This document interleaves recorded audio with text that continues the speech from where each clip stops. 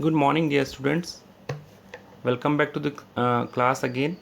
Last class में हम पढ़ रहे थे चैप्टर 9 फाइनेंशियल मैनेजमेंट पार्ट 4. आज है उसका पार्ट 5.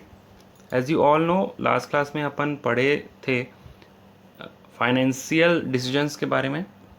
और फाइनेंशियल डिसीजन कितने टाइप के होते हैं? 3 टाइप के. First one is investment, second is financing decision, third one is dividend decision. ठीक है. तो अब देखो वो तो बताया था मैं कि कौन सा डिसीजन क्या होता है वगैरह वगैरह. आज जो है इन्वेस्टमेंट डिसीजन के बारे में अपन पढ़ेंगे. इन्वेस्टमेंट डिसीजन मतलब decision related to plant and machinery, जो कि फिक्स एसेट होते हैं, land and building, and current asset, जो कि यहाँ पे आप स्टॉक देख रहे हैं. ठीक है. तो मैं बोला था एक और चीज़ कि जो डिसीजन होता है रिलेटेड टू फिक्स एसेट, तो हम उसको बोलते हैं कैपिटल बजटिंग डिसीजन. मतलब जब अपन इन्वेस्ट करते हैं ऑन फिक्स एसेट को मैं हाईलाइट कर रहा हूँ, लैंड एंड बिल्डिंग और प्लांट एंड मशीनरी को, तो जब इसका डिसीजन होता है तो हम इसको क्या बोलते हैं? Capital budgeting decision. ठीक है. तो इसके बारे में आज अपन पढ़ेंगे. वैसे करेंट एसेट भी इन्वेस्टमेंट डिसीजन होता है, पर इसको कैपिटल बजटिंग डिसीजन नहीं बोलते हैं. हालांकि ये इन्वेस्टमेंट डिसीजन ज़रूर है, लेकिन कैपिटल बजटिंग डिसीजन नहीं है. ठीक है. और इनके बारे में आज अपन डिटेल में पढ़ेंगे. और इसके अलावा जो फाइनेंसिंग डिसीजन था, ये वाला डेप्थ और इक्विटी, और ये डिविडेंड वाला डिसीजन जो है ये बाद में पढ़ेंगे. तो मैं इनको हटाता हूँ सामने से स्क्रीन से.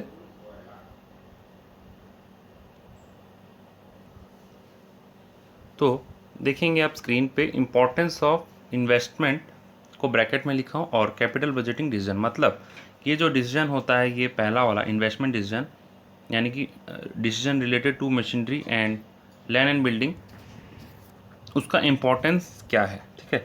तो उसको मेमोराइज करने के लिए एक ट्रिक है जिसका नाम है फ्रिग. ठीक है. तो फ्रिग क्या है? F for large funds involve, R for risk involve, I for irreversible, and G for long term growth. ठीक है. तो इम्पोर्टेंस क्या है कैपिटल बजटिंग डिसीजन का? फ्रिग. F for large funds involve, R for risk involve, I for irreversible, G for growth. ठीक है. तो अपन अभी डिस्कस करते हैं एक वन बाय वन सारे पॉइंट्स को. So first one is large funds involve. आप देख ही रहे हैं कि मशीनरी कोई ख़रीदता है कंपनी में, तो उसमें फंड्स ज़्यादा लगते हैं. ये तो 1-2 लाख रुपए का कोई चीज़ नहीं है. कोई भी मशीन ख़रीदता है तो उसमें उसका कॉस्ट क्रोर्स में जाता है. ठीक है. लैक्स में नहीं क्रोर्स में जाता है. ठीक है. तो क्रोर्स ऑफ रुपीज़ इन्वेस्ट होते हैं. ठीक है. तो इसमें ये ध्यान रखना है कि इसमें फंड्स ज़्यादा यूज़ होते हैं. तो हमको क्या ध्यान रखना है कि बहुत सारे फैक्टर्स को देखते हुए, बहुत सारे फैक्टर को सूटेबली देखते हुए अपने को ये डिसीजन लेना है. अगर सारे फैक्टर्स सूटेबल हैं उस मशीन के रिलेटेड या फिर उस बिल्डिंग के रिलेटेड, तो ही हमको वो डिसीजन लेना है. ठीक है. बिना सोचे समझे डिसीजन नहीं लेना है, बिकॉज लार्ज फंड्स इन्वॉल्व. ठीक है. सिंपल होगा, आई थिंक सिंपल ही है ये. Next is risk involve. Risk involve कैसे है? ऑब्वियस सा बात है, जब फंड्स ज़्यादा हैं यहाँ पे जब फंड्स ज़्यादा हैं तो रिस्क भी ज़्यादा. पैसा जितना ज़्यादा इन्वेस्ट हुआ है तो रिस्क भी ज़्यादा है. रिस्क क्या चीज़ का? अगर वो जो फिक्स एसेट से, एफ ए लिख रहा हूँ, फिक्स एसेट से इनकम ना मिले,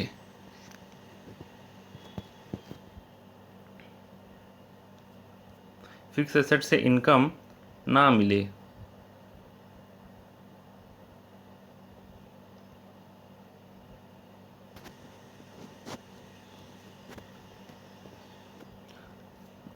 तो जैसे कि आपने मशीन तो अच्छा लगा दिया, एकदम मशीन में इन्वेस्ट कर लिया 5-6 करोड़ रुपए. ठीक है. सपोज़ आपने 6 करोड़ रुपीज़ यहाँ पे इन्वेस्ट किया, लेकिन उससे एक भी इनकम आपको नहीं मिल रहा है. आपके मशीन का प्रोडक्ट कोई यूज़ नहीं कर रहा है, किसी को पसंद नहीं आ रहा है. So that is the risk. So what you have to do as a finance manager of a company, you should evaluate your decision before taking any decision, and you should evaluate the project, and you should evaluate the cost everything you have to evaluate before investing in fix asset that we called as capital budgeting decision. और देखो capital budgeting में ना एक term है project, जैसे कि वो होता मशीन ही है या फिर लैंड एंड बिल्डिंग है, लेकिन उसको प्रोजेक्ट के नाम से जाना जाता है। जैसे मशीन का एक अलग प्रोजेक्ट है, लैंड एंड बिल्डिंग गार्डनिंग का एक अलग प्रोजेक्ट है, ठीक है। और एक चीज़ बता रहा हूँ, तो इसको प्रोजेक्ट वाइज इसको बोलते हैं, ये एक प्रोजेक्ट है, ये एक प्रोजेक्ट है, ठीक है। तो जैसे ये प्रोजेक्ट नंबर 1, ये प्रोजेक्ट नंबर 2, ये प्रोजेक्ट को इवेल्युएट किया जाता है, हर प्रोजेक्ट का अपना कॉस्ट निकाला जाता है। सपोज़ ये प्रोजेक्ट नंबर 1 का कॉस्ट हो गया, प्रोजेक्ट नंबर 1 का कॉस्ट है 6 करोड़ और प्रोजेक्ट नंबर 2 का कॉस्ट है 15 करोड़, ठीक है। तो हर प्रोजेक्ट का अपना अपना कॉस्ट होता है, अपना अपना रिस्क इन्वॉल्व होता है। और ये चीज़ पहले करना है या फिर पैसा इन्वेस्ट करने के बाद में? पैसा इन्वेस्ट करने से पहले, बाद में नहीं, क्योंकि बाद में करेंगे तब तक तो आपके हाथ से पैसा जा चुका होगा और फिर आपने सही किया या गलत किया ये आपको बाद में अंदाज़ा होगा, फिर आप लॉस में चले जाएंगे या फिर आप यानी कंपनी। तो you should as a finance manager, आप कंपनी के फाइनेंस मैनेजर बनेंगे तो आपको ये डिसीजन सही से लेना है, इसीलिए आपको ये चीज़ पढ़ाया जा रहा है, ठीक है। दूसरी बात ये है कि आप में से कई बच्चे पूछ सकते हैं कि ये करेंट एसेट में क्यों, करेंट एसेट का ये आप एग्जांपल क्यों नहीं दे रहे? डियर स्टूडेंट्स, करेंट एसेट जो हैं वो उसमें इन्वेस्टमेंट कम होते हैं, ठीक है। उसमें थाउजेंड्स में भी होते हैं, लैक्स में भी होते हैं, और वो क्या है, ईजीली कन्वर्ट हो जाते हैं कैश में और तुरंत ही आपको वापस आपका कैश मिल जाएगा। तो इसमें उतना रिस्क नहीं होता है, रिस्क तो होता है पर as compare to your fix asset risk is very low in current asset, ठीक है। सो एफ और आर हमने किया। आई फॉर इरिवर्सिबल। इरिवर्सिबल क्यों बोला गया? एक बार आपने बिल्डिंग में इन्वेस्ट कर दिया, गार्डनिंग वगैरह में इन्वेस्ट कर दिया, तो क्या वो वापस से उसको वापस कर सकते हैं क्या? मतलब आपने इसमें 15 करोड़ रुपए इन्वेस्ट कर दिए, तो आप बोलेंगे नहीं नहीं पसंद नहीं आया, इसको थोड़ा सा ना तोड़ के फिर से बना दो। तो अरे 15 करोड़ जो आपने इन्वेस्ट किया वो तो गए ना आपके, वो वापस आपको मिलेंगे क्या? अगर आपको बिल्डिंग तोड़ के बनाना है या फिर गार्डन नया बनाना है तो आपको अगेन इन्वेस्ट करना पड़ेगा, again you have to invest on that ना। So the amount you have invested at the time of at first time will be lost, ठीक है। जो अमाउंट आपने पहली बार में इन्वेस्ट किया था उसका तो नुकसान हो जाएगा ना, that will be a complete loss. तो आप बिल्डिंग ज़रूर बना सकते हैं दूसरी बार, लेकिन जो पुराना बिल्डिंग में जो खर्चा था उसको आप दोबारा से ले नहीं सकते। उसी तरीके से मशीन में आप इन्वेस्ट कर दिए, चलो मशीन का तो बात ऐसा है कि आपने सेल कर दिया, आपने 6 करोड़ में आपने मशीन लिया तो आपने सेल कर दिया, सेल तो कर देंगे पर 6 करोड़ में लिए थे तो 6 करोड़ मिल जाएंगे क्या आपको? नहीं, 6 करोड़ नहीं मिलेगा आपको, मिलेगा मुश्किल से 2 और 3 करोड़, 6 करोड़ आपको नहीं मिलेगा। सो जो भी है 3 करोड़ का तो नुकसान हो गया ना फोकट का।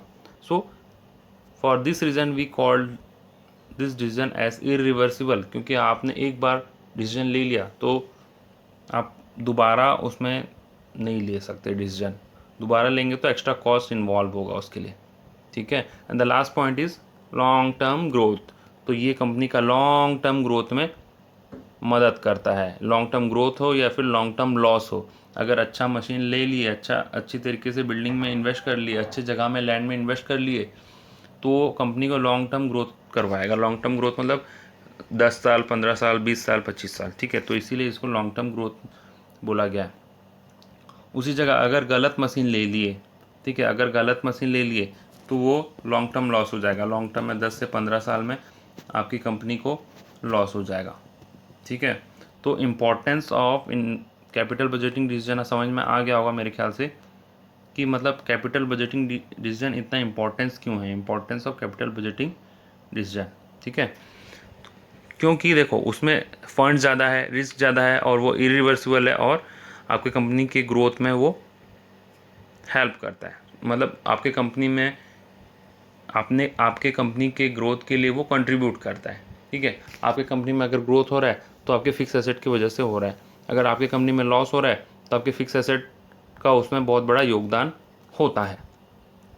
समझ में आ गया कि इम्पोर्टेंस क्या है कैपिटल बजटिंग डिसीजन या फिर इन्वेस्टमेंट डिसीजन बेसिकली ये फिक्स एसेट के बारे में पढ़ रहे हैं अपन। क्लियर है? Now the next topic is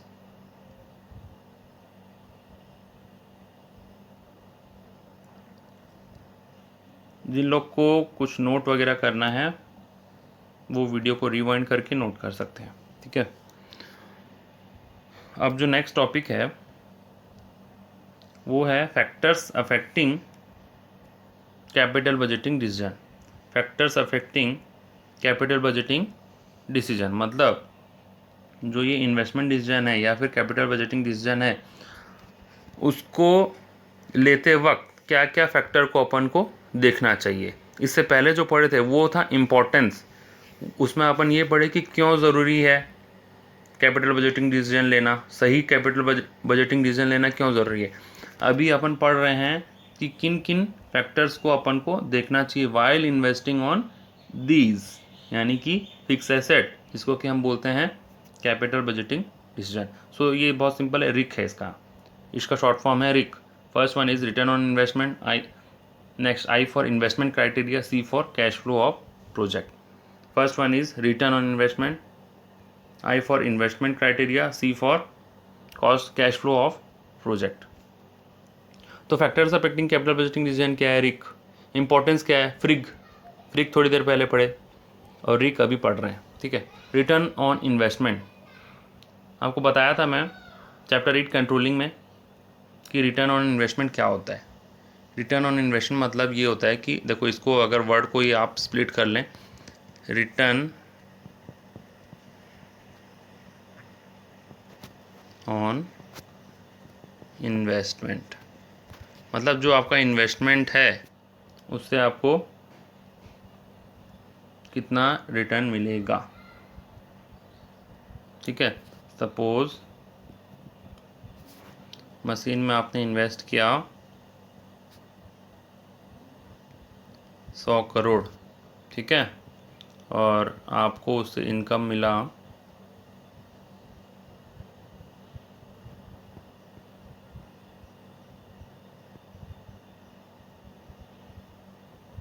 10 crore,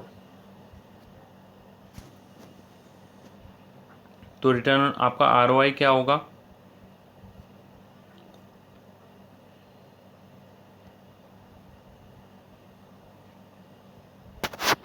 ten by 100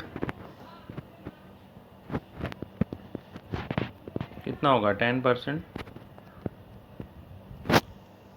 तो आप इन्वेस्ट करते वक्त आप ये चेक कर लीजिए कि आपका ROI कितना देने वाला है वो मशीन। ठीक है, कि 10 की जगह 15 भी हो सकता है, 20 भी हो सकता है। ठीक है, समझ में आ गया? तो ROI को चेक करना ज़रूरी है। सपोज़ मान लीजिए आपके प्रपोज़ल में 2 मशीन है, मशीन A, मशीन B, और आपका कॉस्ट है एक का 100 करोड़, दूसरा का है 80। ठीक है, और रिटर्न कितना है इसमें? इसमें 10, इसमें 20।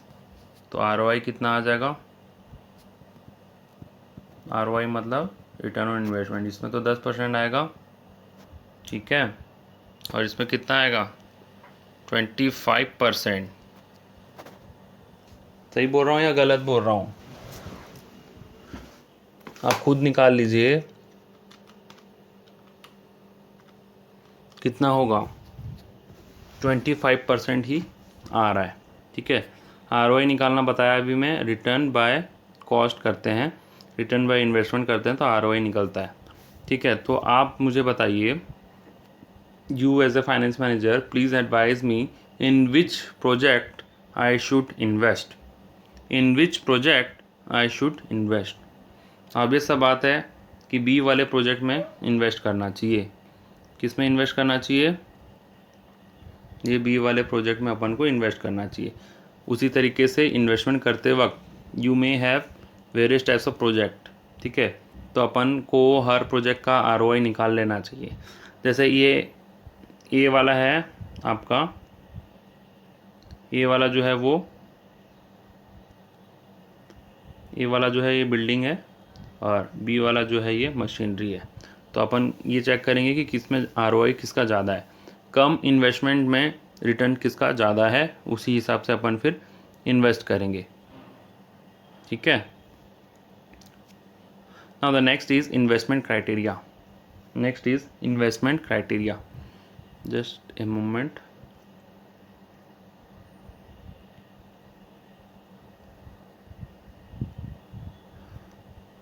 इन्वेस्टमेंट क्राइटेरिया मतलब हम क्यों इन्वेस्ट कर रहे हैं, किन फैक्टर्स को ध्यान में रखते हुए हम इन्वेस्ट कर रहे हैं। ठीक है।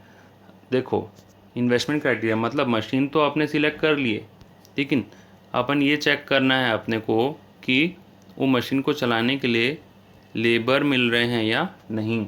सेकंड, अपने को चेक कर रहे हैं कि रॉ मटेरियल्स मिल रहा है या नहीं, वो मशीन चला के प्रॉफिट हो रहा है या नहीं। तो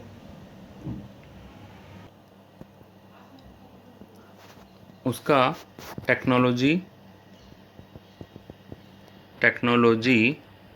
नया है या पुराना है। तो there could be an number of factors which should be evaluated before investing in a particular project. ठीक है। तो जैसे कि मशीन लेते वक्त अपन बहुत सारा चीज़ देख सकते हैं, जैसे कि लेबर है या नहीं, रॉ मटेरियल उस मशीन में जो लगेगा फिनिश गुड्स बनाने के लिए वो अवेलेबल है या नहीं, उसे प्रॉपर रिटर्न मिल रहा है या नहीं, प्रॉपर प्रॉफिट हो रहा है या नहीं, उसका टेक्नोलॉजी कैसा है।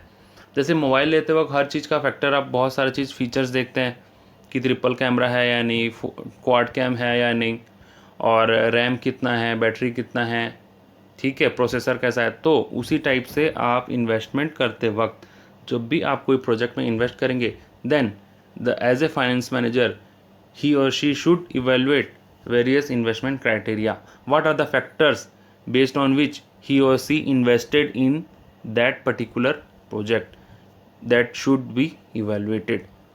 So इन्वेस्टमेंट क्राइटेरिया में मतलब यही बोलता है कि जो जो फैक्टर, क्या क्या फैक्टर को आप ध्यान में रखते हुए इन्वेस्ट किए हो, कल को आपको पछताना ना पड़े कि हाँ हमने ये सारा चीज़ को नहीं देखा। ठीक है। And the last one is cash flow of a project. Last जो है C for cash flow of a project. Cash flow of a project मतलब सपोज मैं आपको कैश फ्लो का एग्जांपल देता हूँ।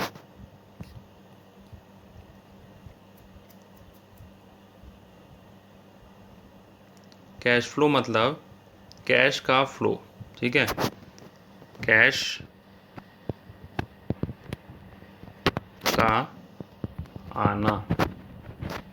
ठीक है। किससे आना? मशीन से आना। ये ईयर है, ठीक है, 2019, 2020, 2021, 2022।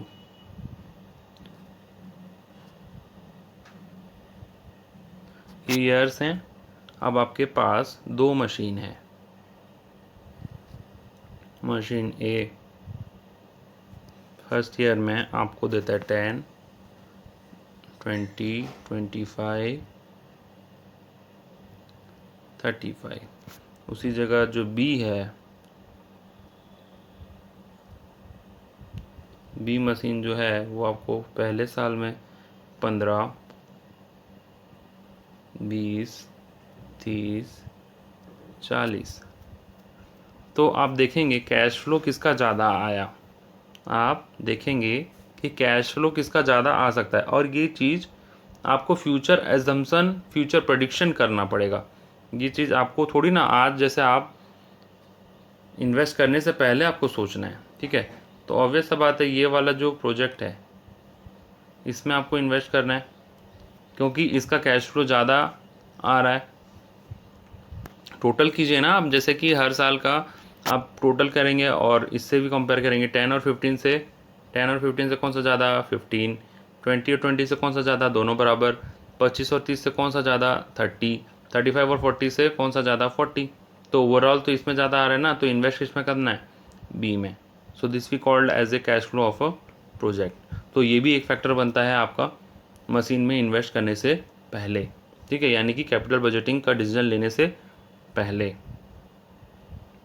सो factors affecting capital budgeting decision क्या है? RIC, R for return on investment, I for investment criteria, C for cash flow of project. ठीक है, उसी तरीके से अपन थोड़ी देर पहले क्या पढ़े थे? Importance of capital budgeting decision, वो क्या था? फ्रीक।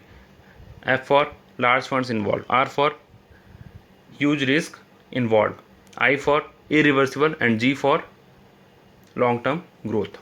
तो आई होप आपको समझ में आया होगा ये दोनों टॉपिक को मैं सिंप्लीफाई करने का कोशिश किया हूँ, और जितना मुझसे बन पाया मैं उतना सिंपल हिसाब से उसको आपको समझाने का कोशिश किया हूँ। अगर आपको कोई डाउट है तो आप पर्सनली मुझसे पूछ सकते हैं, डिस्क्रिप्शन में मेरा नंबर दिया हुआ है, आप उसमें डाउट पूछ सकते हैं। आगे बढ़ने से पहले मैं अपना इंट्रोडक्शन दे दूं, शुरुआत में देना भूल गया। मैं सी रौनक अग्रवाल और हम पढ़ते हैं इस चैनल में business studies in a fun and interesting way. और अगर आपको वीडियो रियली अच्छा लगा तो आप लाइक ज़रूर कीजिए, चैनल को सब्सक्राइब कीजिए। अगर आपको इस टाइप के वीडियो फ्यूचर में भी चाहिए तो अपने फ्रेंड्स के साथ शेयर कीजिए, अगर आपको लगता है कि उनको भी इस चैनल को सब्सक्राइब करना चाहिए और इसमें बिजनेस स्टडीज़ अच्छे से पढ़ाया जा रहा है। Thank you for watching this video. Have a nice day. Bye bye.